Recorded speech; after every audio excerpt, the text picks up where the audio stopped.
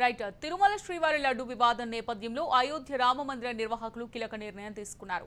బాలరాముడికి బయటి సంస్థలు తయారు చేసిన ప్రసాదాలను నైవేద్యం పెట్టడంపై నిషేధం విధించారు. ఆలయ పూజారుల సమక్షంలో తయారు చేసిన ప్రసాదాలనే స్వామికి నైవేద్యం పెట్టాలని, భక్తులకు ప్రసాదంగా అందించాలని నిర్ణయించినట్టు ప్రధాన పూజారి ఆచార్య సత్యేంద్ర దాస్ తెలిపారు.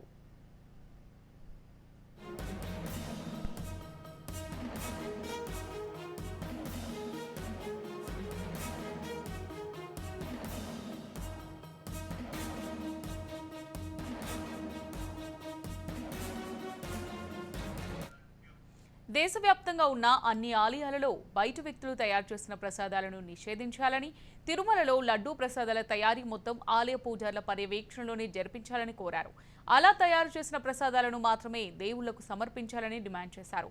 తిరుమల లడ్డూలో జంతువుల కొవ్వు, మాంసం కలిసిందన్న ఆరోపణలపై దేశవ్యాప్తంగా భక్తులు, సాధు సన్యాసులు ఆగ్రహం వ్యక్తం చేస్తున్నారని చెప్పారు. అదేవిధంగా మార్కెట్లో అమ్ముతున్న నూనె, నెయ్యిల నాణ్యత ప్రమాణాలను తనిఖీ చేయించాలని ప్రభుత్వాన్ని కోరారు.